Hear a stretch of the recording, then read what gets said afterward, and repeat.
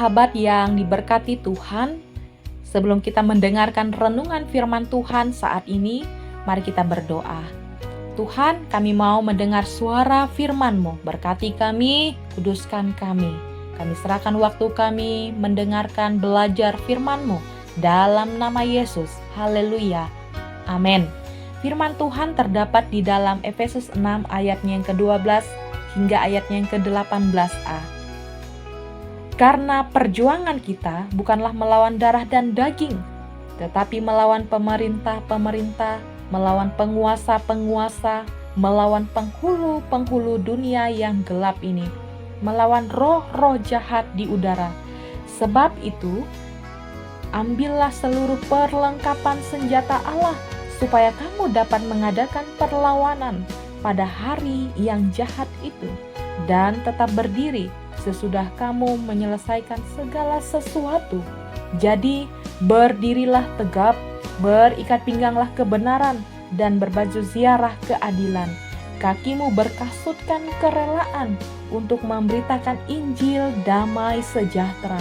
Dalam segala keadaan, pergunakanlah perisai iman, sebab dengan perisai itu kamu akan dapat memadamkan semua panah api dari si jahat, dan terimalah ketopong keselamatan dan pedang roh, yaitu firman Allah, dalam segala doa dan permohonan.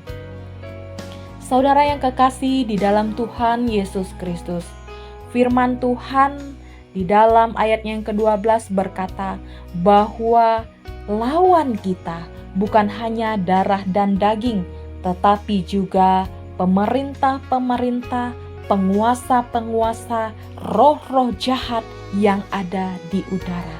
Saudara, sebagai anak-anak Allah, saya dan saudara, Allah menghendaki kita menang atas semuanya itu. Karena itu saudara, tema renungan bagi kita saat ini, menang atas penguasa dunia. Saudara, seseorang yang hendak pergi berperang tentunya mengenakan perlengkapan perang yang lengkap. Di samping itu, ia harus latihan ekstra supaya ia terlatih di dalam peperangan. Nah, saudara-saudari kekasih Tuhan, sebagai orang percaya di dalam perjalanan kehidupan kita di dunia ini, kita juga senantiasa mengalami peperangan-peperangan rohani. Karena itu, lawan kita bukan hanya darah dan daging, tetapi firman Tuhan berkata, lawan kita adalah penguasa-penguasa dunia. Lawan kita adalah roh-roh jahat, bahkan lawan kita penghulu-penghulu dunia. Saudara, kita sebagai anak Allah, kita harus menang di atas semuanya itu. Karena itu bagaimana agar kita menang atas semuanya itu? Firman Tuhan berkata, kenakanlah seluruh perlengkapan senjata Allah. Kalau kita tidak mengenakan perlengkapan senjata Allah, mustahil bagi kita untuk menang. Pertanyaannya, apa yang dimaksud dengan perlengkapan senjata Allah? Kita perhatikan di dalam ayatnya yang ke-14 hingga ayatnya yang ke-16. Poin yang pertama, perlengkapan senjata Allah yang mesti dan harus kita kenakan, yaitu berdirilah tegap dalam iman. Iman, saudara, artinya iman yang kokoh, iman yang kuat di dalam Yesus Kristus.